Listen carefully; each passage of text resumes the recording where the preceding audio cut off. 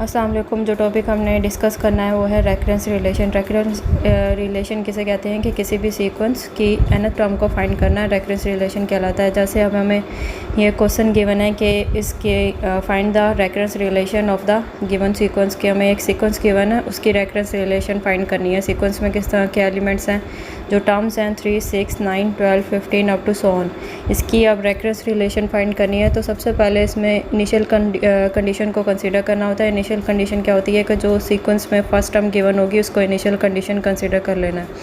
अब देखना होता है कि जो सेकंड टर्म है वो किस तरह से जनरेट हुई है। तो सेकंड टर्म इस तरह से बनी है कि उसमें 3 को ऐड कर दें तो 6 आ जाएगा। इसी तरह जो नेक्स्ट टर्म होगी 6 में 3 को ऐड करेंगे तो थर्ड टर्म मिल जाएगी 9। इसी तरह से जो इसकी रेकरेंस रिलेशन बन जाएगी इस गिवन सीक्वेंस की, और इस तरह से बनेगी कि Sn is equal to Sn-1 + 3। मतलब कि हर प्रीवियस टर्म में 3 को ऐड करने से नेक्स्ट टर्म सीक्वेंस की मिल रही है, यही इसकी रेकरेंस रिलेशन हो जाएगी। अब नेक्स्ट क्वेश्चन है कि इसकी फर्स्ट 4 टर्म्स फाइंड करनी है।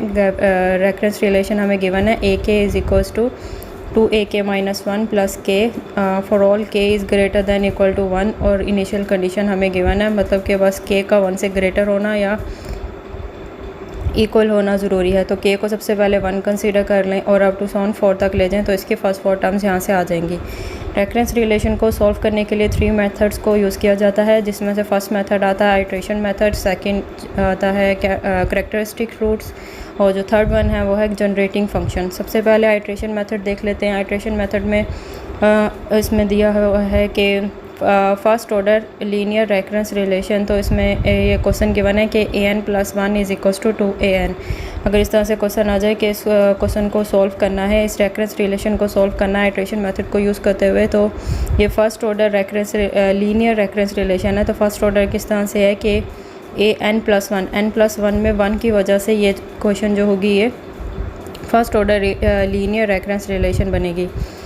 इसका प्रोसीजर क्या होगा कि सबसे पहले जो गिवन इक्वेशन होगी इसको आर में कन्वर्ट करेंगे। आर में कन्वर्ट इस तरह से करेंगे, जो ए वाली वैल्यूज़ होंगी उनको कन्वर्ट करना है आर में। यहाँ पे जैसे अब n+1 सबस्क्रिप्ट में गिवन है, अब इसको सुपरस्क्रिप्ट में लिखना है। इसको जो आर में जब लिखेंगे तो आर की पावर बन जाएगी। फिर इसके बाद इसके रूट्स को फाइंड करना है। रूट्स इस तरह से फाइंड करेंगे कि जो आर की स्मॉलेस्ट वैल्यू होगी उससे पूरे इक्वेशन को डिवाइड कर देंगे, फिर रूट्स मिल जाएंगे। फिर इसके बाद जनरल इसका फार्मूला होता है आइट्रेशन मेथड में an is equal to a.r⁴n। तो इसमें a जो होगी वो आर्बिट्रेरी कांस्टेंट होता है, मतलब कि कांस्टेंट की वैल्यू को फाइंड करना होता है। वो इनिशियल कंडीशन को यूज़ करते हुए a की वैल्यू फाइंड करेंगे। फिर उसके बाद इसी जनरल सोल्यूशन में इसको पुट कर देंगे a की वैल्यू को, वही हमारा रिक्वायर्ड सोल्यूशन होगा। जैसे अब ये क्वेश्चन गिवन है कि an+1 is equal to 2an, और इनिशियल कंडीशन गिवन है a0 इज इक्वल टू 1। सबसे पहले गिवन इक्वेशन को आर में कन्वर्ट किया। इसको कैरेक्टरिस्टिक इक्वेशन बोला जाता है जब आर में इसको कन्वर्ट करते हैं। तो जब आर में कन्वर्ट किया तो वो आर की पावर बन गई। फिर इसके बाद जो सब स्मॉलेस्ट वैल्यू थी आर की, वो यहाँ पे r⁴n है, दोनों साइड्स के ऊपर डिवाइड किया तो आर की वैल्यू 2 आ गई। General solution an is equal to a.r⁴n था, उसमें 2⁴n आ गया। फिर इसके बाद a की वैल्यू को फाइंड करना है। a की वैल्यू इस तरह से फाइंड होगी कि एक गिवन इनिशियल कंडीशन को यूज़ करना है a0 इज इक्वल टू 1, मतलब कि जो क्वेश्चन नंबर 2 है वहाँ पे n की जगह पे 0 को पुट करना है। जब n 0 पुट करेंगे तो a की वैल्यू 1 आ जाएगी। इसको क्वेश्चन नंबर 2 में पुट कर देंगे, यही इसका रिक्वायर्ड सोल्यूशन आ जाएगा। फिर इसी तरह ये नेक्स्ट क्वेश्चन है, इसको सॉल्व करना है आइट्रेशन मेथड से, ये आप लोगों ने किया हुआ है। क्वेश्चन नंबर इसी तरह जो सेकंड मेथड आता है वो होते हैं कैरेक्टरिस्टिक रूट्स।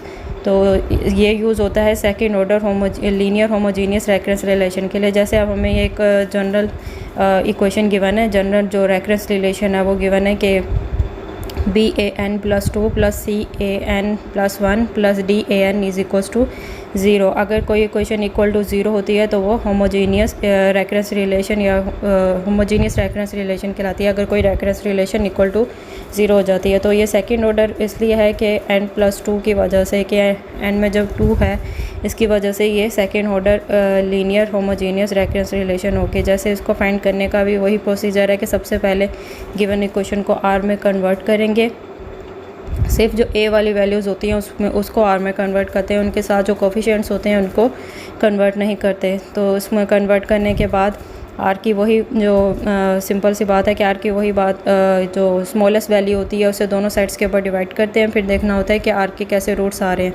अगर तो आर के डिस्टिंक्ट रूट्स आ रहे हैं मतलब कि डिफरेंट होंगे, अगर R1 इज़ इक्वल्स टू 2 आ जाता है और R2 इज़ इक्वल्स टू 3 आ जाता है, मतलब यहाँ पे अब है कि सेकंड ऑर्डर की इक्वेशन है। तो जब सेकंड ऑर्डर की इक्वेशन होती है, जितने डिग्री की इक्वेशन होती है उतने रूट्स मिलते हैं। जैसे अब यहाँ पे सेकंड डिग्री की है तो रूट्स भी 2 ही मिलेंगे। अगर यहाँ पे होता कि 3 ऑर्डर की इक्वेशन होती तो 3 रूट्स मिलते हैं। अब यहाँ पे सेकंड ऑर्डर की है इसलिए 2 रूट्स मिलेंगे। अगर डिस्टिंक्ट रूट्स हैं तो R1 जैसे डिफरेंट रूट्स आ जाएं, R1 इज़ इक्वल्स टू 2 और R2 इज़ इक्वल्स टू 3, तो उसके लिए जनरल फार्मूला यूज़ होता है, वो आगे डिस्कस करेंगे। इसके बाद अगर रिपीटेड रेयर रूट्स आ जाएं, मतलब कि सेम रूट्स आ जाएं, R1 भी 2 आ जाए, R2 भी 2 हो जाए, तो उसके लिए यूज़ होता है। जैसे अभी ये डिस्टिंक्ट रियल रूट्स होंगे, मतलब कि अगर डिफरेंट रूट्स हो जाएं तो जो जनरल फार्मूला होता है उस रेफरेंस रिलेशन का वो ये होता है कि an is equals to a dot R1 raise to the power n plus b dot R2 raise to the power n। फिर a और b की वैल्यूज़ को फाइंड करते हैं इनिशियल कंडीशन को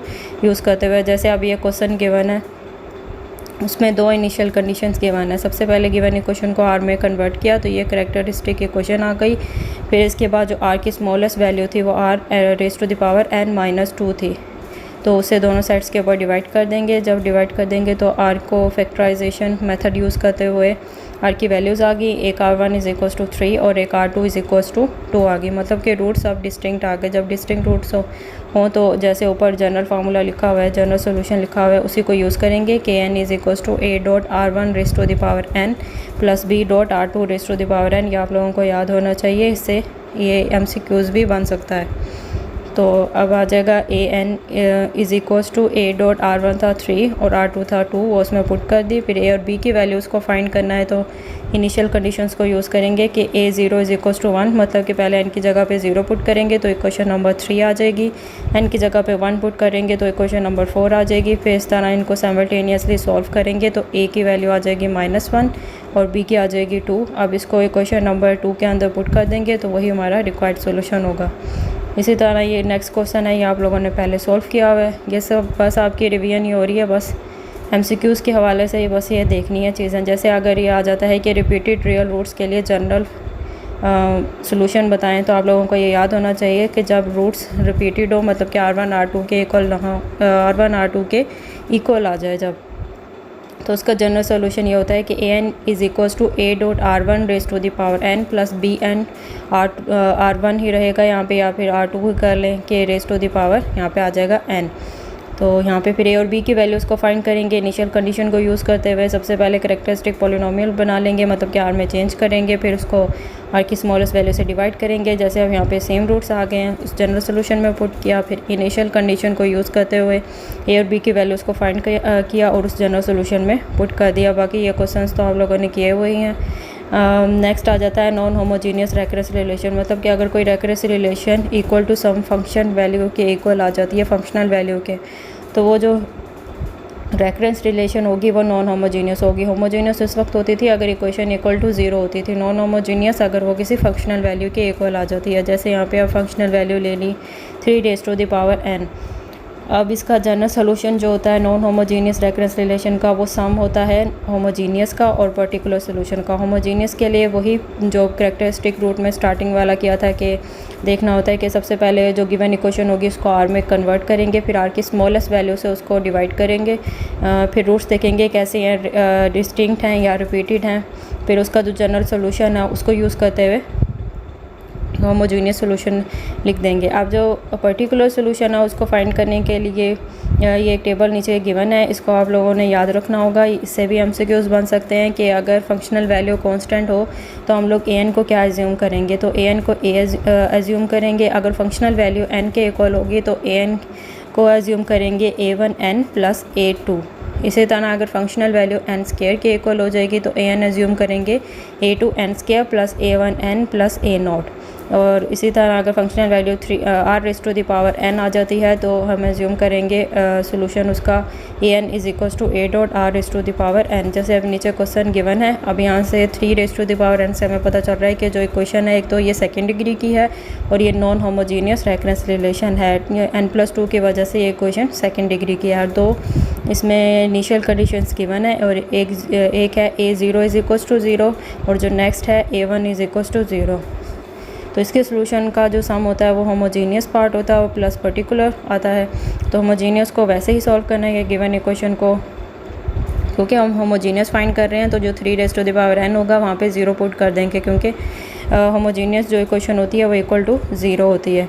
तो यहाँ पे 0 के इक्वल उसको पुट कर देंगे, फिर इसके बाद r की जो स्मॉलेस्ट वैल्यू होगी उससे डिवाइड कर देंगे, फिर देखेंगे कि r के डिस्टिंक्ट रूट्स आ रहे हैं या रिपीटेड रूट्स आ रहे हैं। तो यहाँ पे r के डिस्टिंक्ट रूट्स आए हैं, तो इसलिए ये इसका जनरल सोल्यूशन होता है a.r1 raise to the power n plus b.r2 raise to the power यहाँ पे n आ जाएगा। बस r1 और r2 की वैल्यूज़ को इसमें पुट कर देंगे। फिर पर्टिकुलर सोल्यूशन को फाइंड करने के लिए होल इक्वेशन वही कंसीडर करेंगे कि an plus 2 plus 3 an plus 1 plus 2 an is equals to 3 raise to the power n। यहाँ पे फंक्शनल वैल्यू गिवन है 3 raise to the power n। तो हमें पता है कि जब functional value r raise to the power n, मतलब कि r कुछ भी हो सकता है कि 1 2 3 अप टू सोन कोई भी वैल्यू हो सकती है। तो उसके लिए जो सोल्यूशन एज्यूम करना होता है वो होता है a.r raise to the power n, मतलब कि यहाँ पे आ जाएगा a.r की जगह पे 3 raise to the power n। तो हमने सोल्यूशन एज्यूम कर लिया an is equals to a.3 raise to the power n। अब अगर an की वैल्यू, क्योंकि हमने अब ये जो ऊपर इक्वेशन गिवन है कि an plus 2 plus 3 an plus 1 plus 2 an is equals to 3 raise to the power n, यहाँ पे an प्लस 2 की वैल्यू भी पुट करनी है, n प्लस 1 की वैल्यू भी पुट करनी है और an की भी। तो अगर an 8 और 3 raise to the power n है तो an प्लस 1 क्या होगा कि n की जगह पे सिर्फ n प्लस 1 को रिप्लेस कर देंगे। इसी तरह अगर यहाँ पे अगर n प्लस 2 आ जाता है तो n की जगह पे रिप्लेस कर देंगे a.3 raise to the power n plus 2। बस इसको रिप्लेस करने के बाद अब जो इक्वालिटी के बाद देखनी होती है कि जो फंक्शनल वैल्यू हमें गिवन होती है उसमें जो स्मॉलेस्ट वैल्यू होती है उससे दोनों साइड्स के ऊपर इक्वेशन को डिवाइड करना होता है। तो functional value 3 raise to the power n है। अब 3 raise to the power n की स्मॉलेस्ट वैल्यू देखनी होती है कि कौन सी होगी, मतलब कि जो 3 की पावर में जो होगी। तो यहाँ पे 3 raise to the power n है, वो स्मॉलेस्ट वैल्यू है 3 की, तो उससे दोनों साइड्स के ऊपर डिवाइड किया तो a की वैल्यू आ गई। a की वैल्यू आ गई तो उसको इक्वेशन नंबर 2 में पुट कर दिया, तो यहाँ पे पर्टिकुलर सोल्यूशन आ गया। अब इसके बाद जो जनरल सोल्यूशन होता है वो दोनों का सम होता है, तो दोनों की वैल्यूज़ को इसमें पुट कर दिया। अब a और b की वैल्यूज़ को इनिशियल कंडीशन को यूज़ करते हुए फाइंड किया। जब n की जगह पे 0 पुट किया तो इक्वेशन नंबर 4 आ गई। जब n की जगह पे 1 पुट किया तो इक्वेशन नंबर 5 आ गई। फिर इन दोनों को जब साइमल्टेनियसली सॉल्व किया तो a की वैल्यू आ जाती है -4/5 और b की 3/4। जब इसमें रिप्लेस कर लेंगे तो यहाँ पे ये इसका जनरल सोल्यूशन आ जाएगा।